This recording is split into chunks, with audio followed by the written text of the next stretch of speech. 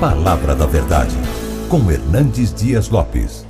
E dando continuidade ao estudo do livro de Amós.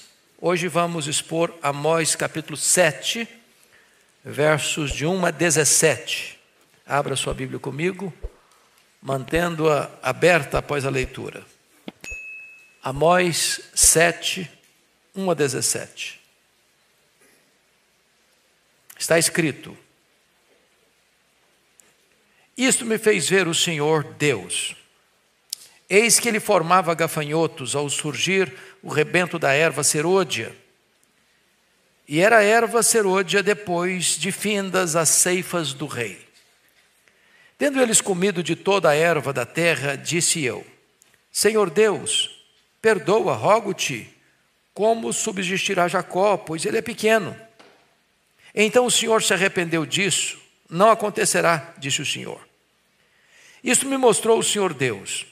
Eis que o Senhor Deus chamou o fogo para exercer a sua justiça. Este consumiu o grande abismo e devorava a herança do Senhor. Então disse eu, Senhor Deus, cessa agora, como subsistirá Jacó, pois ele é pequeno. E o Senhor se arrependeu disso. Também não acontecerá, disse o Senhor Deus. Mostrou-me também isto. Eis que o Senhor estava sobre um muro levantado a prumo, e tinha um prumo na mão. O Senhor me disse: Que vês tu, Amós? Respondi: um prumo. Então me disse o Senhor: Eis que eu porei o prumo no meio do meu povo de Israel, e jamais passarei por ele. Mas os altos de Isaque serão assolados, e destruídos os santuários de Israel. E levantar-me-ei com uma espada contra a casa de Jeroboão. Então Amazias, o sacerdote de Betel, mandou dizer a Jeroboão, rei de Israel: Amós tem conspirado contra ti no meio da casa de Israel. A terra não pode sofrer todas as suas palavras. Porque assim diz Amós: Jeroboão morrerá à espada, e Israel certamente será levado para fora de sua terra em cativeiro. Então Amazias disse a Amós: Vai-te, ó vidente, foge para a terra de Judá, e ali come o teu pão, e ali profetiza. Mas em Betel, daqui por diante, já não profetizarás, porque é o santuário do rei e o templo do reino. Respondeu Amós e disse a Amazias: Eu não sou profeta, nem discípulo de profeta, mas boeiro e colhedor de sicômoros. Mas o Senhor me tirou de após o gado, e o Senhor me disse: Vai e profetiza ao meu povo de Israel. Ora, pois, ouve a palavra do Senhor. Tu dizes: Não profetizarás contra Israel, nem falarás contra a casa de Isaque? Portanto, assim diz o Senhor: Tua mulher se prostituirá na cidade, e teus filhos e tuas filhas cairão à espada, e a tua terra será repartida a cordel, e tu morrerás na terra imunda, e Israel certamente será levado cativo para fora da sua terra. Nós vamos conversar hoje sobre o tema a luta do profeta com Deus e com os homens. Este capítulo aqui começa o que nós chamamos de a terceira divisão do livro de Amós. A primeira divisão vem o juízo de Deus às nações, capítulos 1 e 2.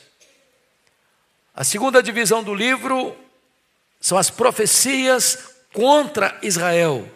Quando eu falo Israel, no contexto, eu estou falando das 10 tribos do norte, cuja capital era Samaria. Vai dos capítulos 3 a 6. Agora temos a terceira divisão do livro. São 5 visões do juízo de Deus sobre Israel. No capítulo em apreço, vamos tratar de 3 dessas visões. E o livro conclui no capítulo 9 com a bênção de Deus. Neste capítulo em particular, Amós se apresenta como intercessor e como pregador. Você não pode separar pregação de oração. Prega bem quem ora bem. Só pode levantar-se diante dos homens para pregar quem primeiro se prostra diante de Deus para orar. Então nós vamos agora pousar os nossos olhos nesse texto e vamos extrair daqui algumas lições. Primeiro, a luta do profeta com Deus. Isso é do versículo 1 até o versículo de número 9. Os homens de Deus que impactaram nações foram pessoas que oraram. E por terem orado, se levantaram diante de Deus para pregar. Foi assim com Amós, foi assim com Elias, foi assim com os apóstolos. Esses versos de 1 a 9 apresentam-nos 3 principais lições. Primeira delas, o juízo de Deus revelado em 3 juízos. Então, confira comigo aí o verso 1 e 2. O juízo dos gafanhotos. Ponha na tela para toda a igreja ler comigo versos 1 e 2. Vamos juntos. E isto me fez ver o Senhor Deus.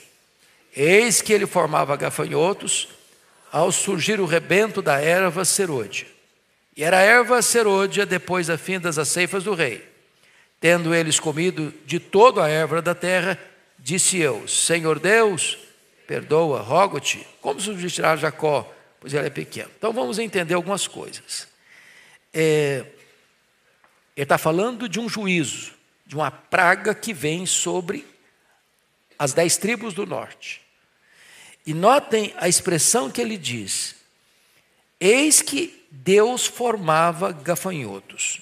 Esses gafanhotos não surgiram espontaneamente, não foi o diabo que mandou os gafanhotos, foi Deus. Ou seja, está tratando de um juízo que o próprio Deus está trazendo sobre o seu povo. Agora, o que é isso, gafanhotos? São insetos terríveis que quando atacam a lavoura, destroem tudo. Deixam totalmente devastado. Agora preste atenção. Tinham 2 safras em Israel. A primeira safra, a melhor, era para o rei. A segunda safra, a safrinha, que se diz hoje no Mato Grosso e em outros lugares da agricultura brasileira, era para sustento do povo, do trabalhador. Já aqui você começa a perceber o quanto a monarquia, o quanto o governo custava para o povo. O povo trabalhava, o povo ralava, o povo plantava, o povo colhia, mas o melhor ia para sustentar o establishment.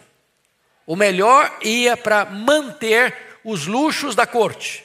O melhor ia para manter o aparato político da nação. Agora os gafanhotos vêm e destroem tudo. E arrasam com tudo. Significa que Deus está cortando o que aqui? A fonte de renda. O que Deus está fazendo aqui? Deixando ou liderando o colapso financeiro. Por quê? Porque as 10 tribos do norte abandonaram a Deus, desde o seu fundador, chamado Jeroboão I. Nós tivemos nesse reino do norte, vocês muito bem sabem, apenas 209 anos, ou seja, 931 a.C., com a morte de Salomão, até o cativeiro assírio, em 722. Nesse chamado reino do norte, nós tivemos 19 reis, em 8 dinastias diferentes. O que é uma dinastia? É o governo de uma família. Então, todos os reis que passaram nesse reino foram maus, foram idólatras, foram apóstatas, interromperam o culto verdadeiro e substituíram o culto verdadeiro por um culto falso. Então, você vai encontrar o Jeroboão I, o Nadab, o Baasa, o Elá, o Zinri, o Onri, o Acabe, o Acasias, o Jorão, o Jeú, o Jeoacás, o Jeoás, o Jeroboão II, que é o rei que está governando agora, o Zacarias, o Salum, o Manaém, o Pecaías, o Peca e o Oséias. Esses 19 reis, não teve nenhum deles que andou com Deus. Todos foram maus. O que está acontecendo agora? Deus está enviando o juízo, a disciplina ao povo que rebeldemente se recalcitra, se rebela contra Deus. Minha mãe, lá na sua região rural, mesmo analfabeta, tinha um princípio de sabedoria. Quem não escuta conselhos, escuta, coitado. Chegou o juízo à nação. Os gafanhotos estão devastando a agricultura, interrompendo o fluxo econômico de sustentabilidade do povo.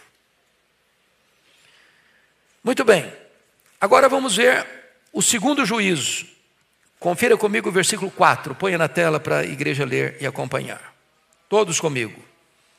Isto me mostrou o Senhor Deus.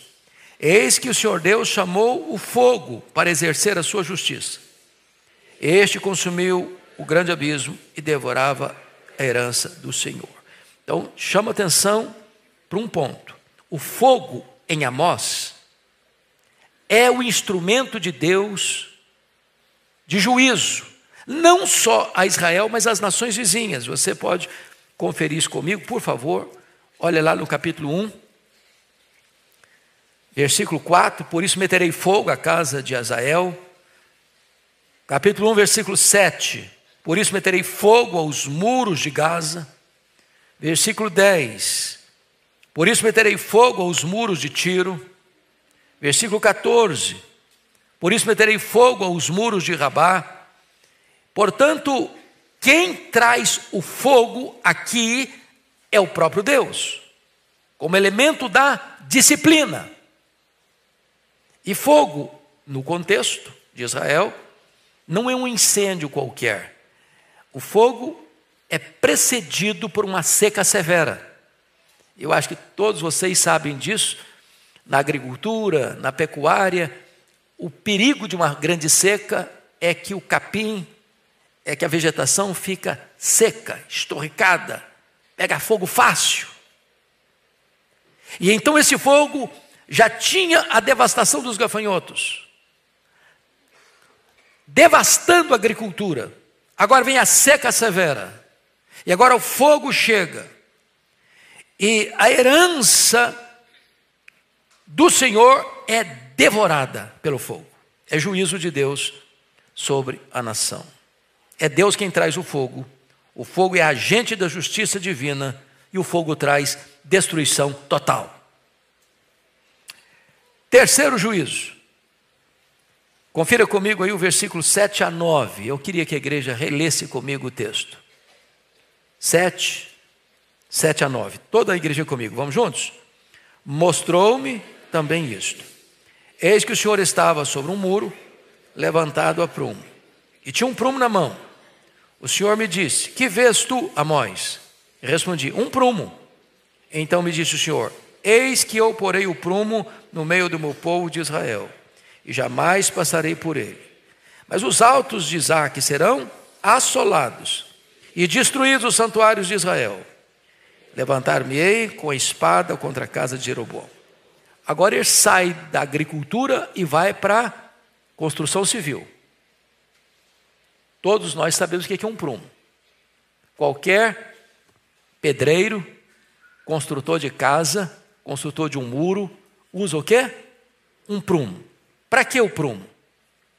Para saber se a parede que ele está levantando está reta. Porque se tiver meia sinuosa, vai cair. Vai cair. Quando Deus está dizendo: eu vou botar o prumo no meu povo,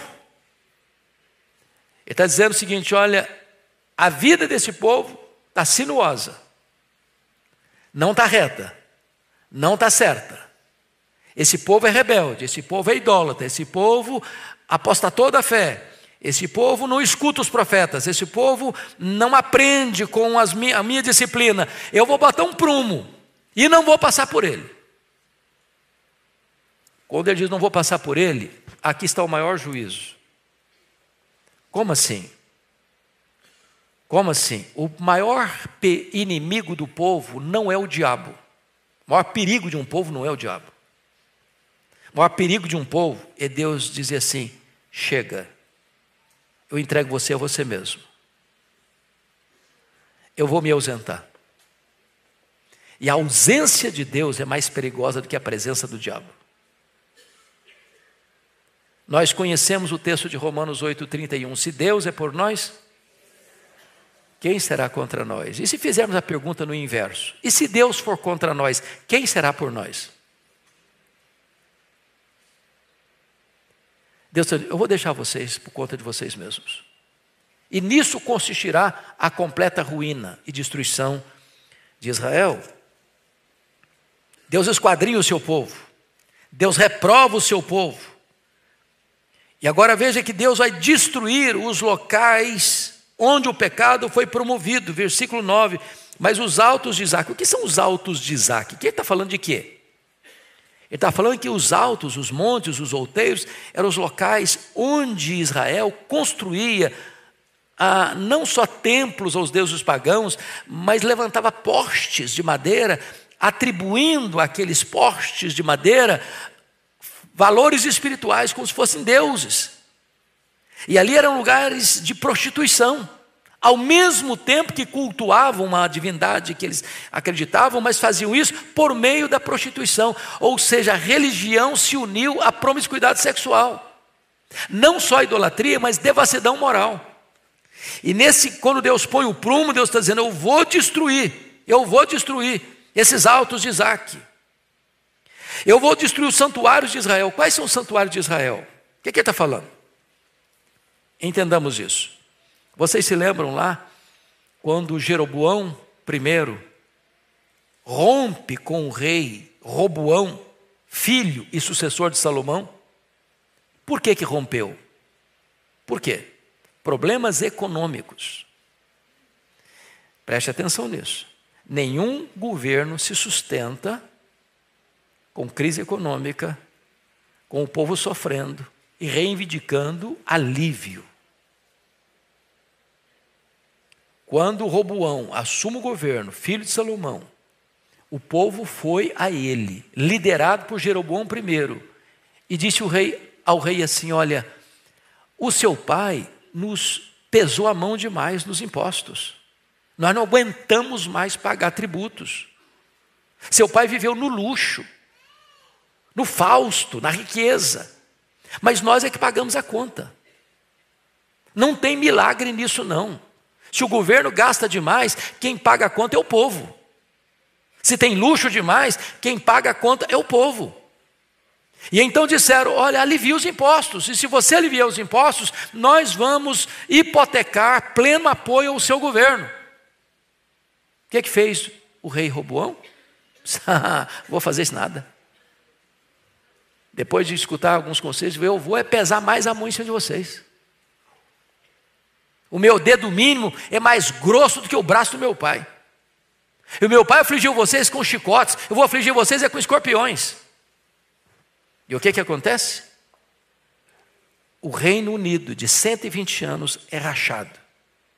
E das 12 tribos, 10 seguem a liderança cismática de Jeroboão I. O que ele fez? Tomou uma decisão. Eu não vou permitir que o meu povo volte a Jerusalém para adorar no templo. Porque as duas tribos que mantiveram-se fiéis à dinastia davídica foi Judá e Benjamim. E ele pensou, se o meu povo voltar lá, eles vão acabar rompendo comigo e me matando. Então o que ele fez? Construiu novos templos. Lá em Dan, no norte, lá em Betel, no sul. Criou novos deuses, bezerros de ouro. Estabeleceu novos sacerdotes. Um culto sincrético. E o que Deus está fazendo? Eu vou destruir esses santuários. Eu vou arruinar essas casas de apostasia, de idolatria. É isso que ele está dizendo aqui no versículo de número 9. Destruídos os santuários de Israel, e levantar-me-ei com a espada contra a casa de Jeroboão. Entendamos isso, irmãos. Quem dominou essas 10 tribos do norte e levou para o cativeiro? O poderoso império assírio. Mas Deus está dizendo que quem está entregando esse povo para a Síria é o próprio Deus. Quem entregou Jerusalém e Judá nas mãos da Babilônia é o próprio Deus. É Deus quem está disciplinando o seu povo. Eles não caíram porque o inimigo era muito poderoso, embora fosse mesmo, mas eles caíram porque Deus os entregou. E os entregou por quê? Porque eles se recusaram a se arrepender, eles se recusaram a emendar os seus caminhos, eles se recusaram a se voltarem para Deus. Pois bem, dito isto, vamos olhar o segundo ponto, que é a intercessão do profeta diante do juízo mencionado por Deus. Então, vamos ver aqui que Amós é um intercessor, como foi Moisés, como foi Samuel, como foi Elias, como foi o apóstolo Paulo. Então, olhe comigo versículo 2. Leia comigo o versículo 2. Vamos juntos? Tendo eles comido de toda a erva da terra, disse eu: Senhor Deus, perdoa, rogo-te, como subsistirá Jacó, pois ele é pequeno. Veja você que Amós é movido de uma grande compaixão. Deus, perdoa o pecado deles. Deus, eles são pequenos demais. Eles não vão resistir. Veja você que a oração é endereçada a Deus com tamanha humildade.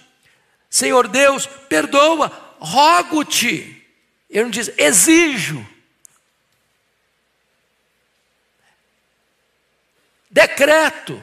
Não, rogo-te. Senhor, perdoa. E ele coloca um atenuante. Ele é pequeno, Senhor. Esse povo é pequeno. Então perdoa. Se o Senhor pesar a mão, eles vão ser destruídos. E a oração é feita com um notório senso de urgência. Veja você que ele intercede, versículo 5, então disse eu, Senhor, cessa agora. Cessa agora, como subsistirá Jacó? É com humildade e com senso de urgência. Mas baseado em quê? Nos méritos do povo? Não. Nos méritos do profeta? Também não. Baseado em quê? Na misericórdia de Deus. Peço-te, perdoa. E agora a oração, ela é vitoriosa em seus efeitos, porque se você notar comigo, versículo 3, então o Senhor se arrependeu disso, não acontecerá, disse o Senhor. Versículo 6, e o Senhor se arrependeu disso, também não acontecerá, disse o Senhor. Resposta: há poder através da oração. Deus dá um diagnóstico e de repente entra o recurso da oração e Deus muda o diagnóstico. Não vai acontecer. Não vai acontecer. Lembra de Abraão orando por Sodoma e Gomorra? Senhor, se tiver 50 justos lá, o Senhor vai destruir? Não, não vou destruir. E se tiver 45? Eu não vou destruir. E se tiver 40? Eu não vou destruir. E se tiver 30? Não, não vou destruir. E se tiver 20? Eu não vou destruir. E se tiver 10? Eu não vou destruir. E ele parou de orar. Mas diz a Bíblia que quando Deus estava destruindo Sodoma, lembrou-se de Abraão, da oração dele, e libertou Ló de Sodoma. Então, nunca descreia do poder de Deus através da oração para reverter diagnósticos já lavrados. Lembra de Ezequias? Deus mandou o profeta Isaías à sua casa, ao palácio, com um decreto: põe em ordem a tua casa, porque morrerás e não viverás. Ele podia argumentar assim, bom, se é decreto de Deus, se é ordem de Deus, se é palavra de Deus, se Deus já definiu, acabou. Eu vou me sentar aqui e esperar a morte chegar. Ele estava doente mesmo. Os médicos não podiam curá-lo mesmo. Mas o que ele fez? Ele voltou-se para a parede e orou fervorosamente e chorou copiosamente, e Deus respondeu rapidamente. Disse: volta lá e fala para Ezequias, príncipe do meu povo, que eu ouvi a sua oração, que eu vi as suas lágrimas, que eu vou curá-lo da sua enfermidade, e ainda vou fazer mais, vou libertá-lo da ameaça do império assírio. Tinha 185 mil soldados ao redor de Jerusalém para invadir a cidade. E Deus libertou a cidade de Jerusalém e curou o rei em resposta ao quê? A oração. Pois bem, terceiro ponto que eu quero tratar aqui é o arrependimento de Deus. Porque note você, versículo 3, então o Senhor se arrependeu disso. Olha o versículo 6, então o Senhor se arrependeu disso. E aí você pergunta, mas como assim Deus se arrependeu? Não combina a palavra arrependimento com a pessoa de Deus. Como é que eu vou entender isso aqui, Deus se arrependeu? Primeiro, nós estamos falando de uma antropopatia. A palavra antropopatia é uma palavra composta de duas palavras gregas. Antropos, homem, pathos, sentimento ou sofrimento. Então, é você atribuir a Deus um sentimento humano. Agora, o arrependimento de Deus tem nada a ver com o nosso arrependimento. Por que você e eu nos arrependemos? Porque nós erramos.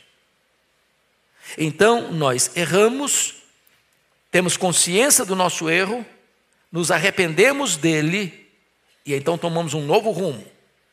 Deus não erra, Deus não falha, Deus não tem defeito moral. Então, o que significa Deus se arrependeu? É que a relação de Deus conosco, ela é bilateral. Deus está dizendo assim, você vai morrer. Aí você se arrepende do seu pecado. E Deus diz aí, então eu vou suspender o juízo e vou aplicar a graça. Deus não mudou o seu caráter. Uma vez que a outra parte reconhece o erro, Deus então suspende o juízo e oferece graça. E essa mudança de sentença, numa linguagem antropopática, é chamado de Deus se arrependeu, o arrependimento de Deus. Deus suspendeu o juízo, pelo menos temporariamente. Você vai encontrar isso no livro dos reis, segundo livro dos reis. Lembram lá de Ezequias? Quando o profeta Isaías dá uma reprimenda nele, mas disse assim, olha, você acolheu essa comitiva diplomática da Babilônia, e você abriu a sua casa e os seus tesouros, e você se engrandeceu diante deles. Agora escute isso aí, essa Babilônia tornar-se-á um poderoso império e voltará, e vai saquear toda a riqueza, e vai levar os filhos como escravos, e vai torná-los eunucos nos palácios, vão castrá-los. E Ezequias pensou, boa essa palavra, porque isso não acontecerá nos meus dias. Ou seja, o juízo está lavrado, mas ele vai ser estendido lá para frente. Vocês se lembram de Josias? O rei Josias? Pois é, ele está fazendo uma reforma em Israel, fazendo uma limpeza na casa de Deus. E aí, o sumo sacerdote Hilquias, nessa reforma, encontra perdido dentro da casa de Deus o livro da lei. Olha que coisa curiosa. A palavra de Deus, a Bíblia perdida dentro da igreja. O povo não estava lendo Bíblia mesmo, né? A igreja abria as portas, o templo abria as portas, mas a Bíblia não existia. Aí, quem encontrou, vai lá para o rei e diz, achar esse livro da lei lá no templo, e leu para o rei. Ele ficou tão desesperado, deveria ser o livro de Deuteronômio, que rasgou as vestes. Por que rasgou as vestes? Porque em Deuteronômio está escrito lá as bênçãos da aliança e as maldições da aliança. E uma das maldições da aliança era que a nação seria levada cativa cativa se o povo não cumprisse o pacto, a aliança firmada com Deus. Aí o rei mandou uma comitiva consultar a profetisa Hulda, que morava em Jerusalém, para ver o que estava para a palavra de Deus em virtude daquele livro da lei. E a profetisa disse: olha, Judá vai ser levado cativo. A sentença está dada, ele é irremediável. Por quê? Por causa dos pecados de Manassés. Deus disse: chega, basta. Mas Deus disse através da profetisa: não vai acontecer nos seus dias. Você é um homem de Deus, você é um homem piedoso, você é um homem correto, você é um homem que me buscou de todo o seu coração. Então, essa tragédia virá, mas não virá nos seus dias. O que Deus está fazendo? Estendendo o juízo lá para frente. Para quê? Para que aquele homem de Deus não sofra as consequências daquele tempo. Então, notinha de rodapé. A Bíblia diz que Deus leva para si o justo antes que venha a calamidade. Tem hora que morrer cedo é um grande livramento de Deus. Deus está dizendo: eu vou te poupar de uma situação tão difícil, que se você tivesse mais tempo de vida, você teria uma vida muito sofrida, muito amarga. Como eu quero e amo você, eu vou proteger você dessa tragédia e vou recolher você mais cedo para mim. Pois bem, dito isto, vamos agora ao segundo ponto da mensagem. Primeiro foi a luta do profeta com Deus, intercedendo. Agora vai ser a luta do profeta com os homens. E aqui eu chamo a sua atenção para algo muito importante.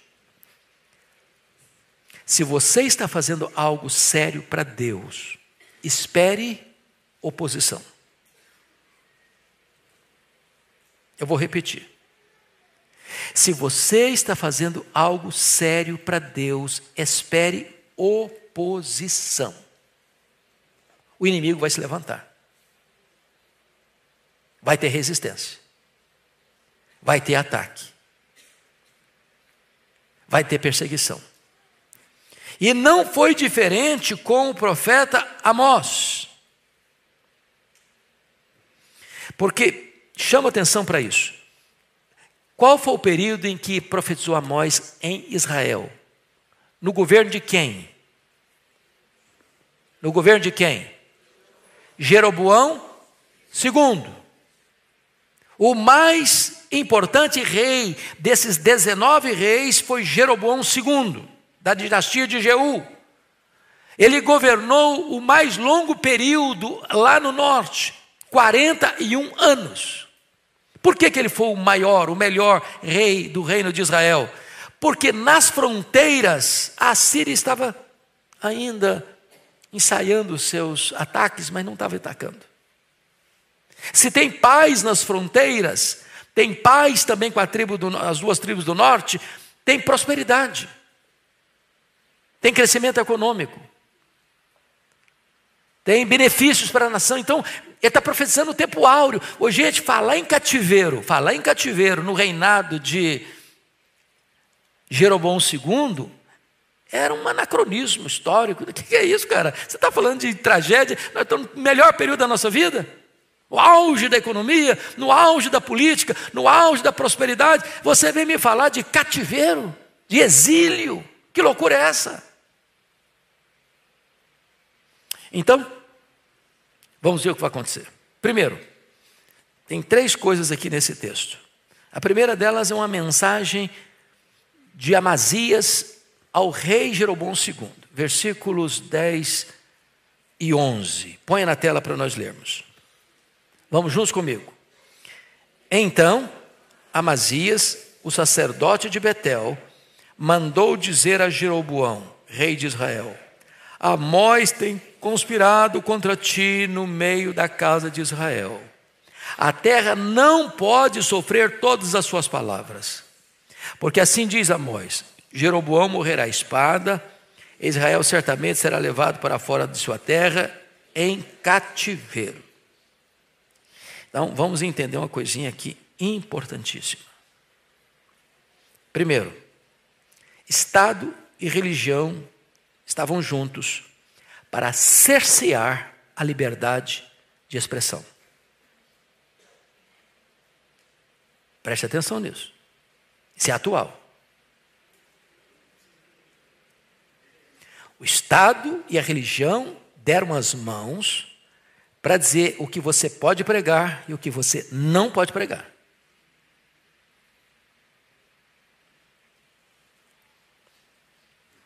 Esse sacerdote chamado de Amazias, ele não está a serviço de Deus, ele está a serviço do rei, do Estado. Aqui não. Aqui não. Aqui é o templo do rei. Aqui você não pode falar o que você quer, não. Aqui tem regras. Aqui tem limites.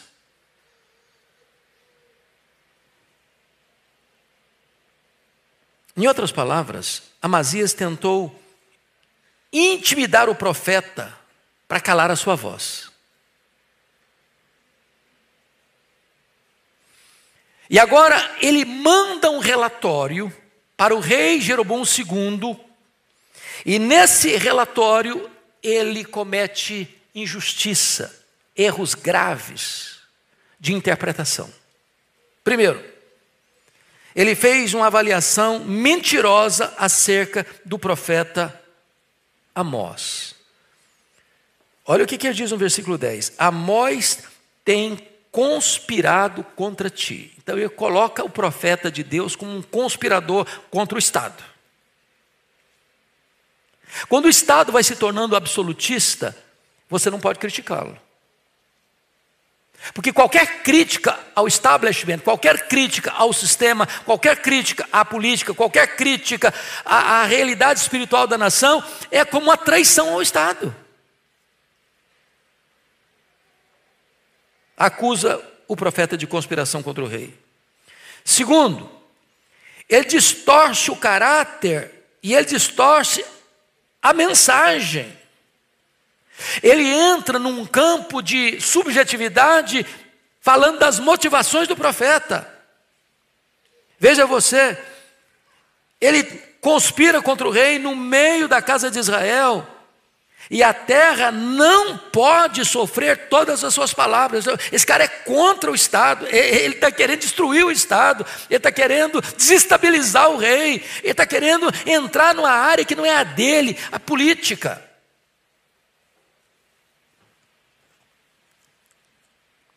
E ele diz, botando na boca, ele está botando na boca do profeta,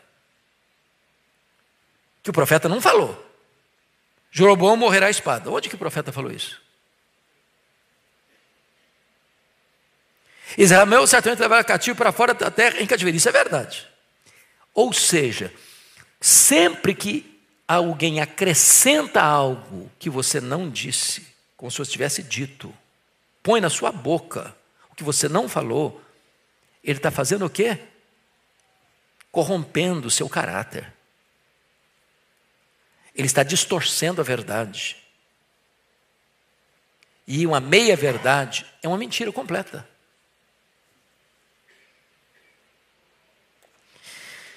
Então, o que você começa a perceber com isso? Ele está dizendo para o rei que Amós está chefiando uma rebelião contra o rei. Ou seja, esse camarada é um adulador do rei, e não um servo de Deus. Ô, irmãos, eu estou falando de 700 anos antes de Cristo. E quando você vê isso se repetindo na história, você só chega à conclusão de que a Bíblia é de fato a palavra de Deus e a verdade de Deus. Ela só está mostrando para nós que os tempos mudam, mas o coração do homem não. É tão corrompido quanto foi lá desde o começo. Segundo ponto. O Amazias, ele chega a uma conclusão equivocada no versículo 11. Ele viu a ameaça do cativeiro como uma conspiração política encabeçada por Amós. Porque assim diz Amós: Jeroboão morrerá à espada, Israel certamente será levado para fora de sua terra em cativeiro. Ou seja, ele começa a entender que Amós está conspirando contra o rei, contra o Estado, e que essa era a motivação dele. Era derrubar o governo. Era derrubar a nação. Só que a motivação do profeta não era nada disso. E se você ler a Bíblia, você vai ver que Amós é vítima dessa acusação. Elias é acusado da mesma coisa. Acabe diz: você é um conspirador de Israel. Diz: não, quem tem conspirado contra Israel não sou eu não, é você, Acabe, e a sua casa. Jeremias foi acusado disso, até prenderam o profeta Jeremias. Jesus foi acusado disso. Então preste atenção que nessa luta contra os homens, o Amós tem que enfrentar a mensagem falsa de Amazias ao rei. Segundo ponto, vamos ver agora a mensagem de Amazias ao profeta Amós. Ele está dando um relatório para o rei. Agora ele vai ter que encarar o profeta face a face. O que ele vai fazer?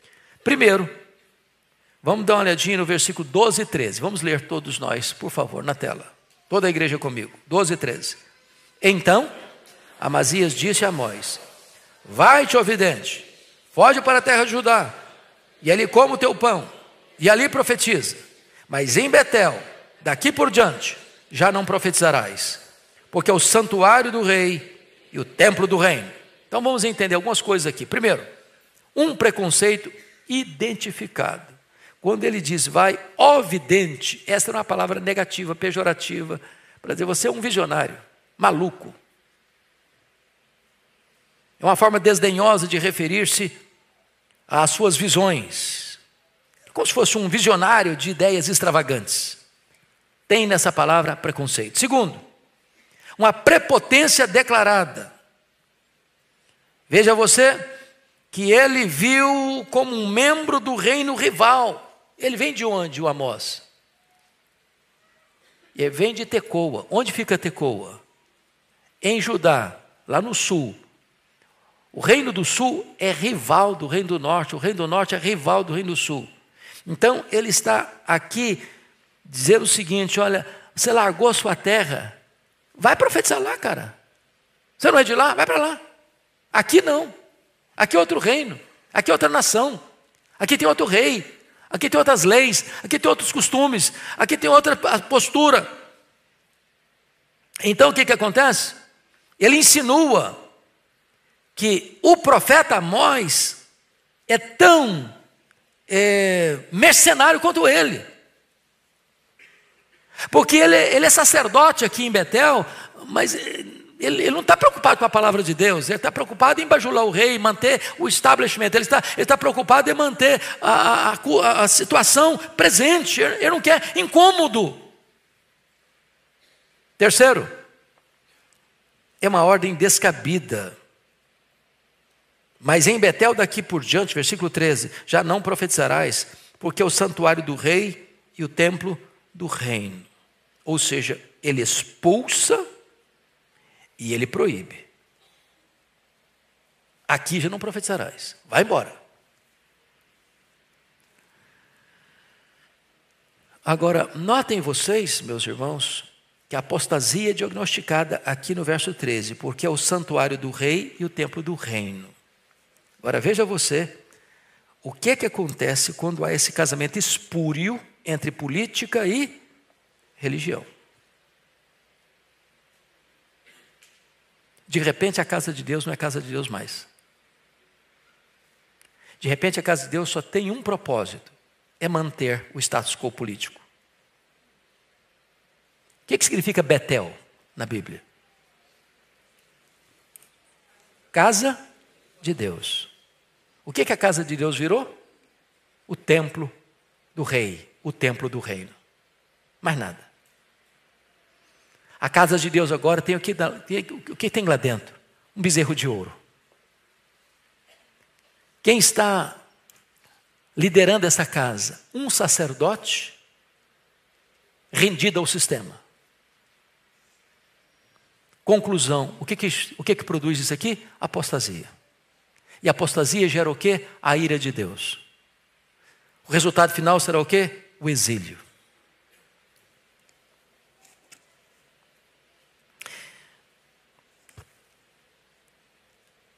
Eu não estou tratando de um texto, irmãos, apenas mencionando algo que aconteceu há 2.700 anos.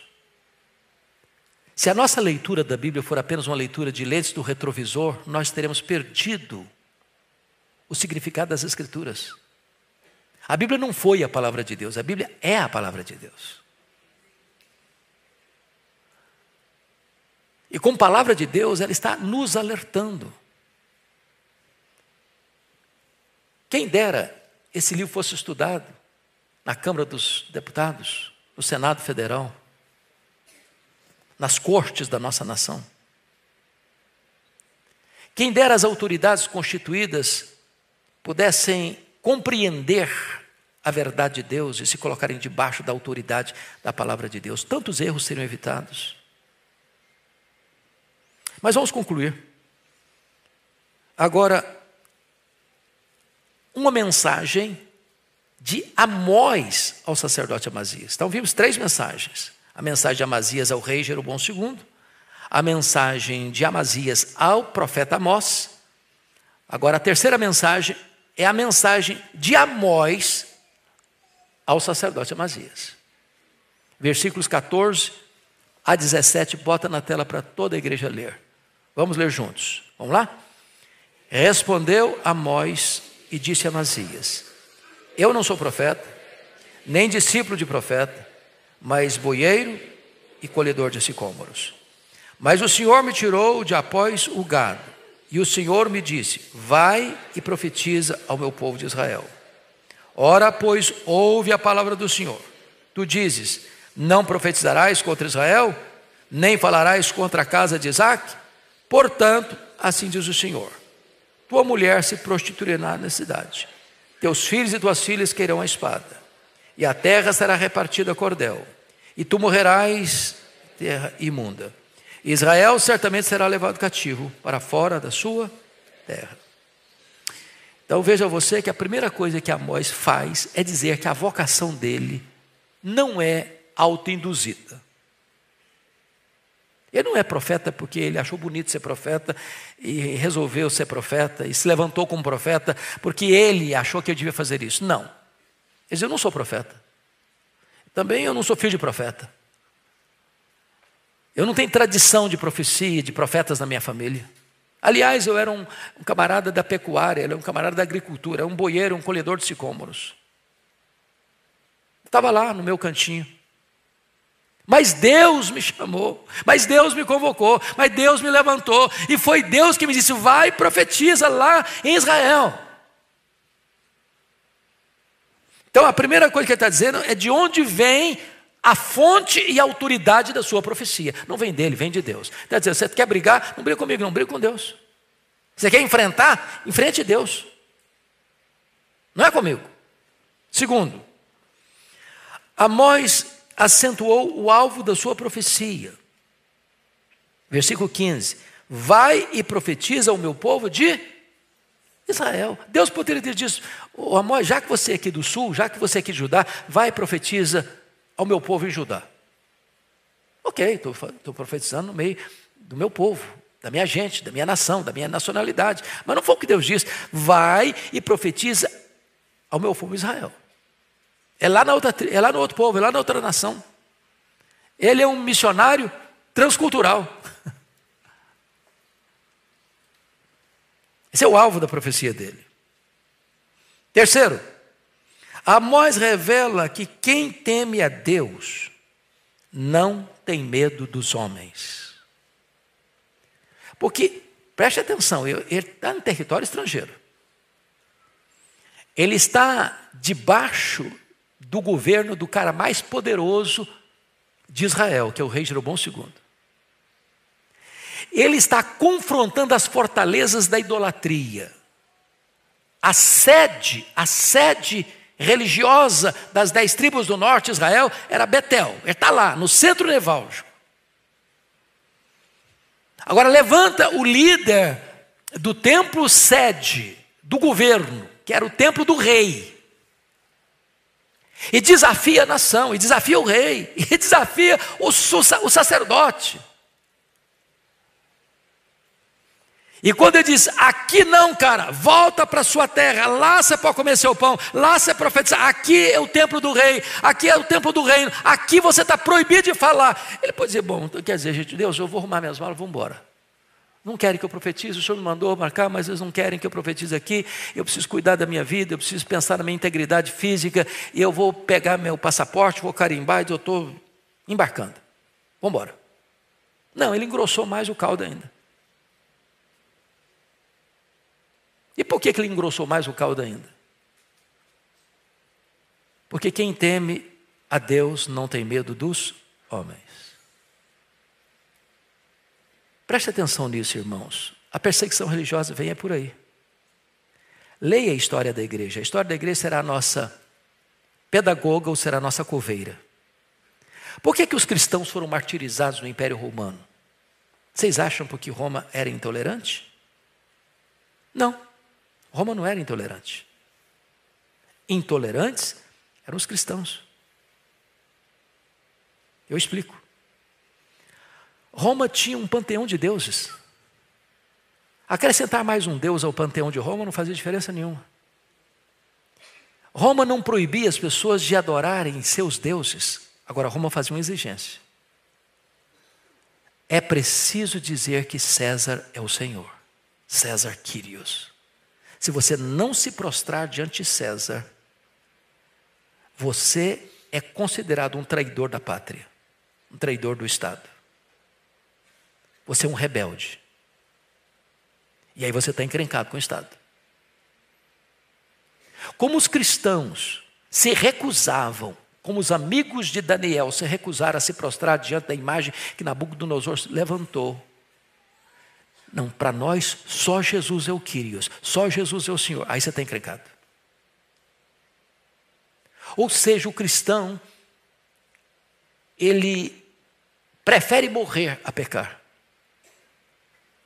Mesmo em face da morte, não ama a própria vida. E ele está pronto a morrer pela sua fé, mas não negociar seus princípios e valores. E é por esta causa, meus amados irmãos, que eu volto a afirmar, quem teme a Deus não tem medo dos homens. E Jesus diz, temei não aqueles que podem matar o corpo, mas aquele que pode lançar no inferno, tanto o corpo quanto a alma. Não foi assim com João Batista? Quando ele denuncia o pecado de Herodes Antipas? Não foi assim com José do Egito? Preferiu ir para a cadeia com a consciência livre do que ficar livre com a consciência presa. Portanto, Amós, em vez de fugir, reafirma o juízo de Deus sobre Israel. Versículo 17. Portanto, assim diz o Senhor. E agora ele tem uma palavra para o sacerdote. Olha, sacerdote, você está querendo que eu vá embora. Você está querendo me ameaçar, você está me ameaçando. Então escuta isso aí. A tua mulher se prostituirá na cidade. Um caos conjugal. Teus filhos e tuas filhas cairão à espada. Ou seja, a Assíria vem e não vai poupar ninguém. Terceiro, a tua terra será repartida a cordel, ou seja, as 10 tribos do norte foram tomadas pela Síria e repartida. O rei Sargão II trouxe outros povos para habitar naquela terra. E tu morrerás na terra imunda, ou seja, você não vai morrer aqui não. Seus filhos, suas filhas vão morrer, você não. E não tem dor maior para um pai que ver os próprios filhos morrerem. Você vai ser levado cativo para uma terra imunda, ou seja, você vai ser levado cativo para a Síria. talvez para Nínive, talvez para as outras cidades. E ele diz: Israel, agora preste atenção, certamente, não é possivelmente não, Israel certamente será levado cativo para fora da sua terra. Sabe o que aconteceu, politicamente falando? Depois que Jeroboão II, o rei daqui, morreu, houve um declínio maior ainda, culminando no cerco de Samaria por 3 anos. Ao cabo de 3 anos de cerco, Samaria foi tomada. O povo passado ao fio da espada. E o restante levado cativo pela Síria para um exílio que não tem retorno, como teve retorno no reino de Judá. Ou seja, quando Deus fala, é melhor ouvir. Porque quem não escuta conselho, escuta coitado. Fico alerta para você e para mim. Que Deus nos ajude a temer ao Senhor. Vamos ficar em pé e vamos orar. Deus amado, nós acabamos de ler os alertas soleníssimos da Tua palavra. A nossa súplica é a mesma de Amós: poupa, Senhor, o Teu povo. Somos tão pequenos. Perdoa o nosso pecado. Perdoa, ó Deus, o pecado dos nossos legisladores. Perdoa, Senhor, o pecado dos nossos governantes. Perdoa, Senhor, o pecado das nossas cortes. Perdoa, Senhor, o pecado da Tua igreja, do Teu povo. Tem misericórdia de nós. Poupa a nossa vida, poupa a nossa família, poupa a nossa nação, meu Deus. Vivemos dias difíceis, tenebrosos. Tem misericórdia de nós. Produz no coração do Teu povo sincero arrependimento, a fim de que nos voltemos para Ti enquanto é tempo, enquanto podemos invocar o Teu nome, enquanto Tu estás perto.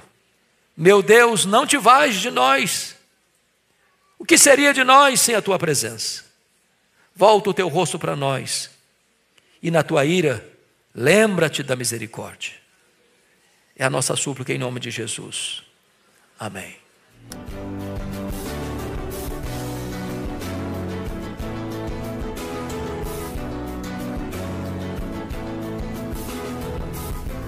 Palavra da Verdade, com Hernandes Dias Lopes.